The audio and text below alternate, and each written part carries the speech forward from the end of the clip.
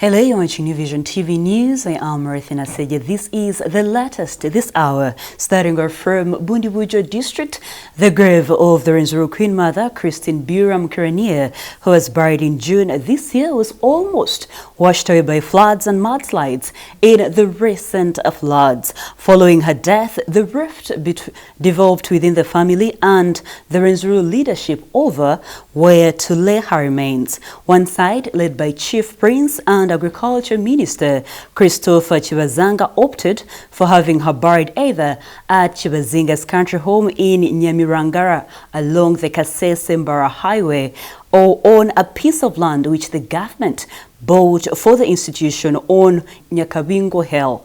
Another faction and the Rwenzururu leaders wanted her buried on her land along the highway.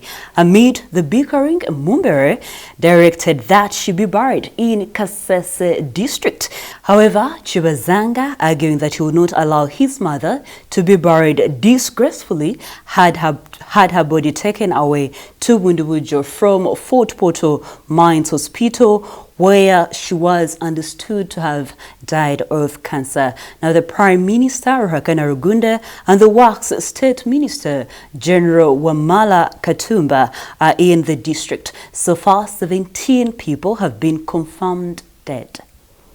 Moving on, the trial of Chadondo East Member of Parliament Robert Chagulanyi, better known as Bobi Wine, over disobedience of statutory duty in regard to the social media tax protest last year, has been pushed to next year. When the matter came up for hearing on Thursday, State Attorney Barbara Chomjisha told court, presided over by Grade 1 Magistrate Esther Nahira, that some of the accused persons were not in court. Bobi Wine is facing the charge of disobedience of statutory duty together with his brother Fred Nyanze Sentamo, his bodyguard Edward Sebufu alias Eddie Mutwe, David Lule and Julius Katongole. They are battling the charges under Section 116 of the Penal Code Act. The offense attracts a maximum sentence of 2 years imprisonment on conviction. However, from Uganda, stories making headlines elsewhere in the world. In Kenya, President Uhuru Kenyatta has led the nation in making 56 years since Kenya became a republic. The national celebrations are being held at Nairobi's Nyayo Stadium, with Kenyans in other parts of the country gathering in various places to mark the day. Now, gracing the occasion was Prime Minister of Barbados, the Right Honorable Mia Motley. Deputy President William Ruto and ODM leader Raila Odinga were among the prominent Kenyans attending the celebrations in Nairobi. Others were WIPA leader Kalonzo Musyoka, Amani National Congress leader Musalia Mudavadi, and Chief Justice David Maranga.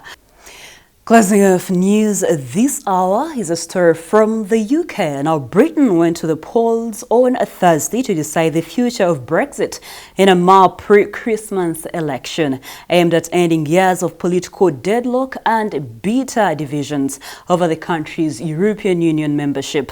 A decisive victory for Prime Minister Boris Johnson would most likely end Britain's 46 years involvement in the bloc next month, setting a course for a new future based on a closer ties with the United States and even China.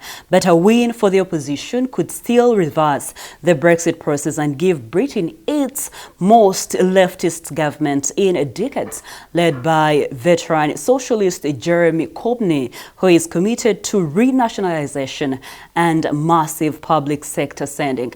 A windmill, a few pubs and a cheap shop have been hastily turned into polling stations across England, Scotland, Wales and Northern Ireland for what is widely seen as Britain's most important vote in a generation and its third in the less than 5 years.